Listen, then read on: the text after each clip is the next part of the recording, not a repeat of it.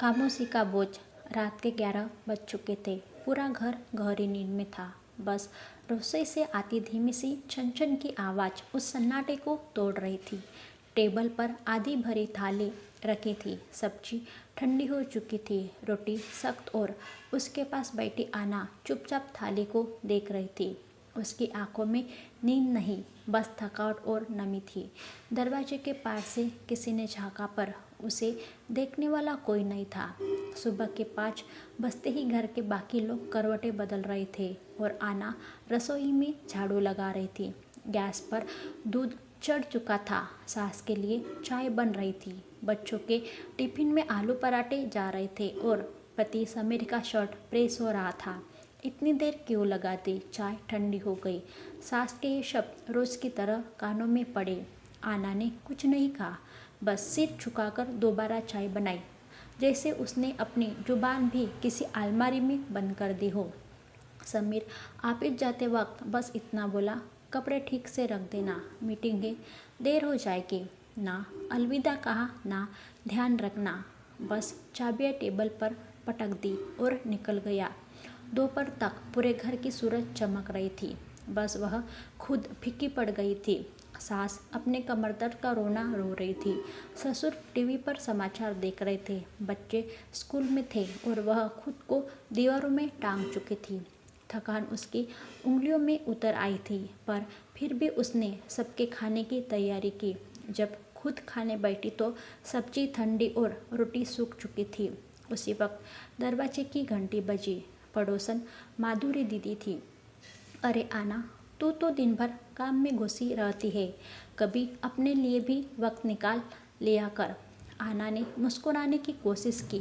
वो मुस्कान थी जो चेहरे पर होती है पर दिल में नहीं।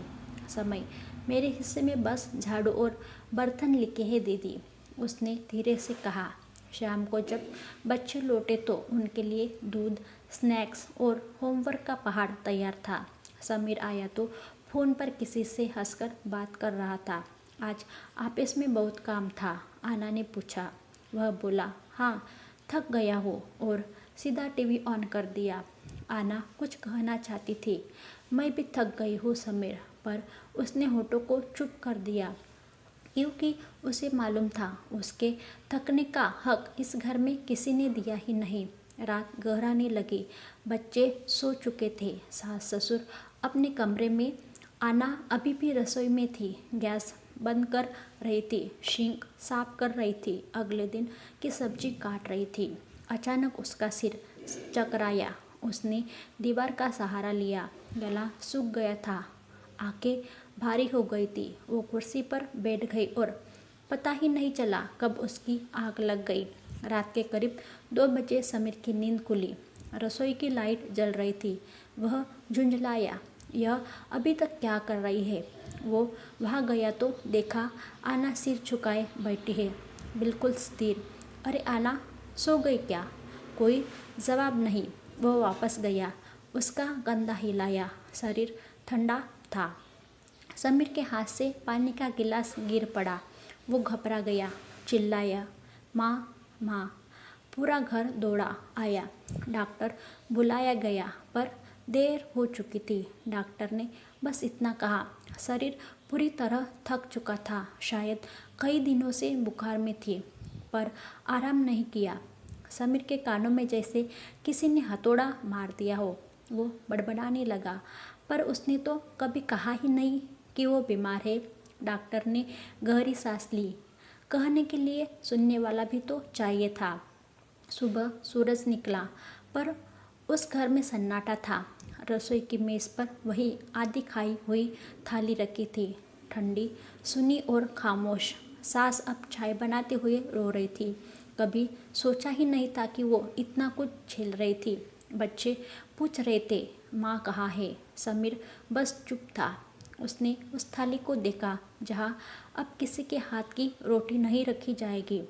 दिन बीतते गए। रसोई अब साफ रहती थी, पर उसमें वो खुशबू नहीं थी जो आना के हाथ से आती थी। घर चल रहा था, मगर जीवन रुक गया था। एक शाम जब समीर ऑफिस से लौटा तो उसे अलमारी में एक डायरी मिली। उस पर लिखा था, मेरी खामोशियाँ। उसने खोला। पहला पन्ना पढ़ते ही आंसू बाहर निकले। आज बुखार है, पर काम तो फिर भी करना है। मगर मैं रुक गई तो ये घर रुक जाएगा। कोई पूछेगा, मैं ठीक हूँ? शायद नहीं। मैं बस एक सिस्टम बन गई हूँ जो सुबह शुरू होता है और रात को टूट जाता है। अगले पन्ने पर लिखा था, मुझे डर है कि किसी दिन मैं गिर जाऊंगी और कोई ध्यान नहीं देगा। शायद उन्हें तब एहसास होगा कि घर सिर्फ दीवारों से नहीं, एक नारी की सांसों से चलता है। डायरी की आखिरी लाइन पर समीर रुक गया। अगर कभी मेरी जगह कोई और आए तो उससे यह जरूर पूछ लेना, थक गई क्या? बस यही शब्द किसी की जीना आसान कर सकते हैं। समीर के हाथ काँप रहे थे। वह रोया पहली बार, शायद सच्चे मन से। उसने खुद से वादा किया कि अब किसी और महिला को उस खामोशी का बोझ नहीं उठाना पड़ेगा। उस दिन के बाद उसने रसोई की लाइट के नीचे वो थाली संभाल कर रख दी, याद दिलाने के लिए कि एक नारी की मेहनत कभी हल्की नहीं होती। भले ही उसकी आवाज़ कोई सुन न पाए, अंततः हर घर में एक आना होती है जो सबका ध्यान रखती है, मगर खुद भुला दी जाती है। वो बोलती नहीं, पर उसके हाथ, उसकी आंखें और उसकी थकान रोज़ दिखती है। कभी उसके पास बैठकर बस इतना पूछ लेना, थक गई क्या? क्योंकि यही सवाल किसी की जान बचा सकता है। ऐसी नई स्टोरी के लिए हमारे चैनल को सब्सक्राइब करके घंटी के बटन दबाना ना भूलें, ताकि आने वाली हर वीडियो की अपडेट आपको मिलती रहे। Thank you for watching this video. मिलते हैं नेक्स्ट वीडियो में।